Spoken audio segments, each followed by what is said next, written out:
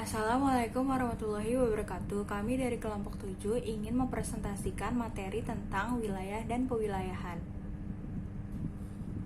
Selamat menonton videonya. Assalamualaikum warahmatullahi wabarakatuh. Nama saya Aza Indah Kusumasukti. A. Wilayah dan pewilayahan. Pengertian wilayah menurut ahli A. Taylor.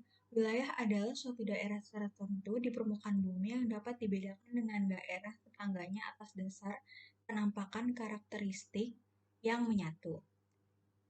Rustiadi, wilayah adalah unit geografis dengan batas-batas spesifik tertentu, di mana komponen-komponen wilayah tersebut satu sama lain saling berinteraksi.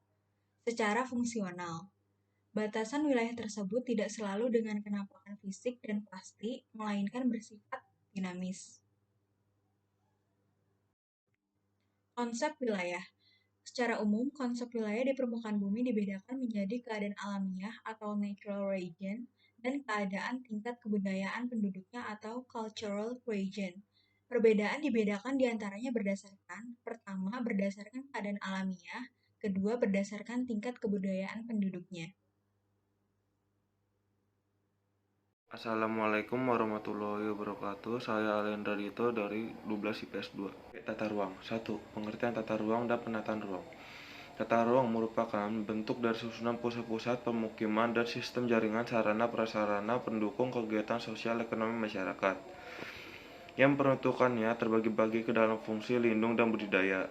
Proses perencanaan dari tata ruang, pemanfaatannya, dan pengendaliannya yang dilakukan secara sistematik disebut penataan ruang. 2. Asas dan tujuan penataan ruang.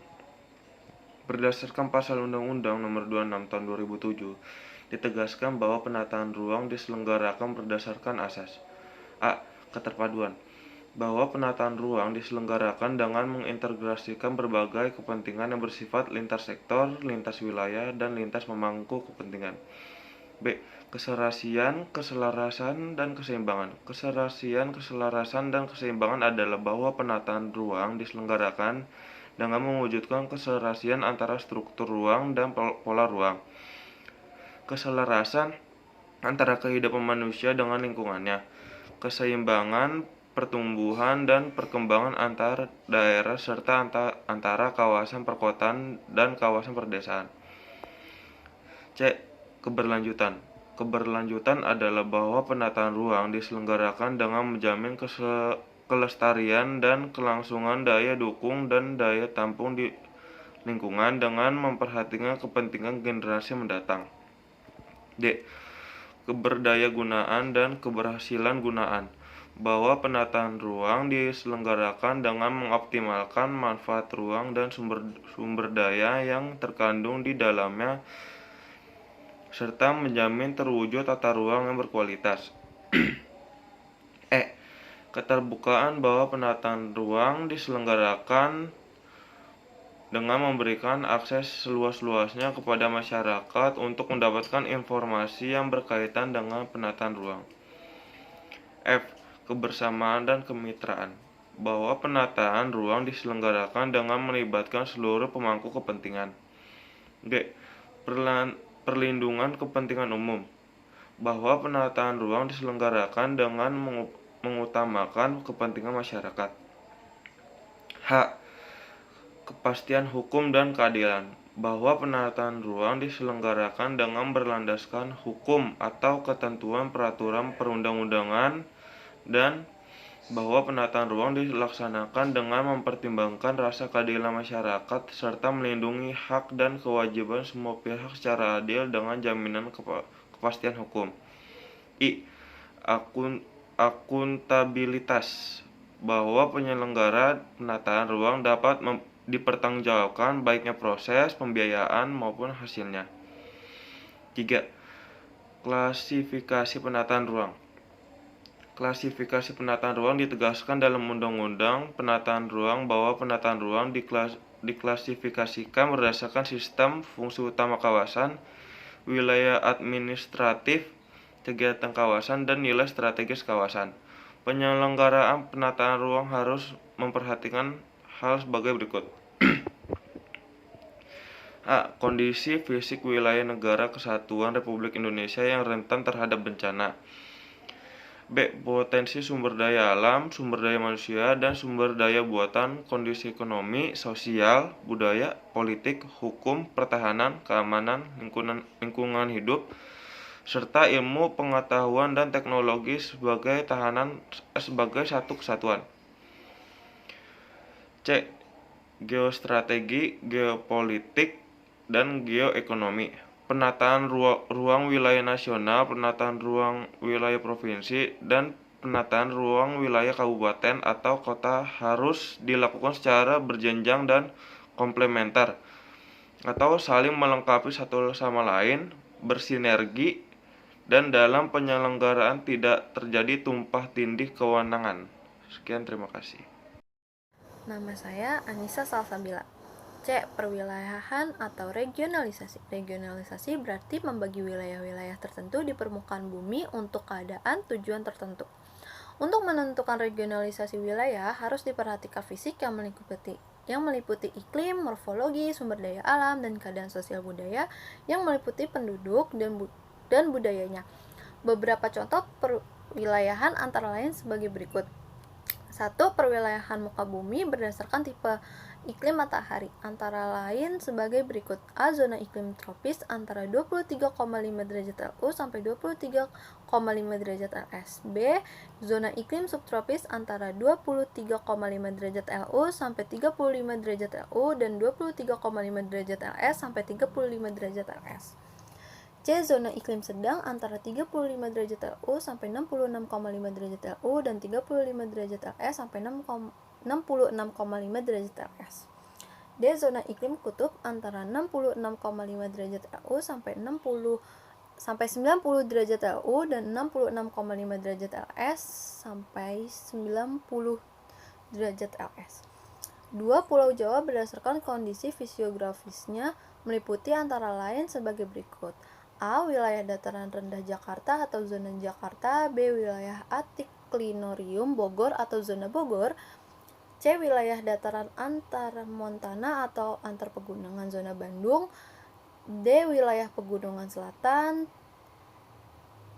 3. Perwilayahan Indonesia berdasarkan wilayah waktu meliputi perwilayahan sebagai berikut. A. Wilayah waktu Indonesia bagian barat yaitu WIB. B. Wilayah waktu Indonesia bagian tengah yaitu WITA. C. Wilayah waktu Indonesia bagian timur yaitu WIT. 4. Perwilayahan muka bumi berdasarkan tipe vegetasinya meliputi tipe berikut. Wilayah hujan tropis. B. Wilayah hutan musim. Wilayah hutan decidius, wilayah hutan konviner atau hutan berdaun jarum, tundra, taiga. 5. Perwilayahan negara Indonesia berdasarkan kondisi geologisnya, antara lain sebagai berikut. A. Wilayah paparan Sunda atau landasan kontinen Asia merupakan Pulau Sumatera, Jawa, dan sebagian Kalimantan. B. Wilayah paparan Suhul landasan kontinen Australia meliputi Pulau Papua dan wilayah di sekitarnya. C. Wilayah laut dalam meliputi daerah di kawasan Indonesia bagian tengah. Nama saya Raden Aurelio dari kelas 12 IPS 2. D. Perwilayahan formal dan fungsional. 1. Wilayah formal. Wilayah formal disebut juga wilayah uniform, yaitu suatu wilayah yang dibentuk oleh adanya kesamaan kenampakan atau homogenitas.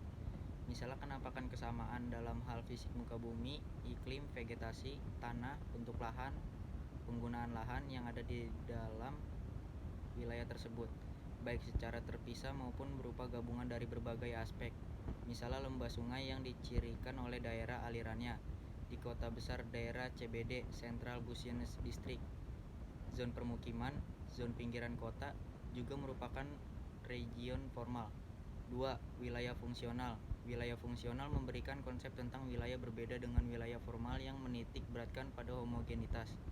Sedangkan wilayah fungsional berdasarkan pada heterogenitas, sehingga pandangannya menitik beratkan pada hubungan fungsional. Maka wilayah seperti itu disebut wilayah fungsional. Berdasarkan penjelasan di atas, maka perbedaan wilayah formal dan wilayah fungsional adalah: A. Wilayah formal bersifat pasif. dan statis atau selalu berubah, sedangkan wilayah fungsional bersifat aktif, dinamis, atau selalu berubah dan sentralistik. B. Wilayah formal bersifat keseragaman atau homogenitas, sedangkan wilayah fungsional menekankan kemajemukan atau heterogenitas. C. Wilayah fungsional mempunyai hubungan ketergantungan satu sama lain atau interdependensi yang lebih tinggi dibandingkan dengan wilayah formal. D. Wilayah formal umumnya ditemukan di desa, sedangkan wilayah fungsional umumnya ditemukan di kota. E. Wilayah formal seperti di desa berfungsi memasok bahan baku ke kota, sedangkan wilayah fungsional seperti kota berfungsi sebagai pusat untuk melayani kebutuhan desa berupa hasil industri. E. Pusat pertumbuhan wilayah. Faktor-faktor yang mempengaruhi timbulnya pusat pertumbuhan wilayah antara lain sebagai berikut. 1. Faktor fisik. 2. Faktor pengambilan kebijakan. 3. Faktor ekonomi. 4. Faktor sosial. 5. Faktor sarana pendukung. Fungsi pusat pertumbuhan wilayah sebagai berikut. A. Memudahkan dalam pengambilan kebijakan terhadap pembangunan wilayah. B. Memantau perkembangan wilayah. C. Pemerataan pembangunan wilayah. Dan yang terakhir yang F, pengaruh pusat pertumbuhan. Suatu pusat pertumbuhan akan memberikan pengaruh pada wilayah di sekitarnya. Pengaruh yang ditimbulkan dari pusat pertumbuhan yang berkembang di suatu wilayah sebagai berikut. Pertama, pemusatan sumber daya manusia atau SDM. Kedua, perkembangan ekonomi. Yang ketiga, perubahan sosial budaya.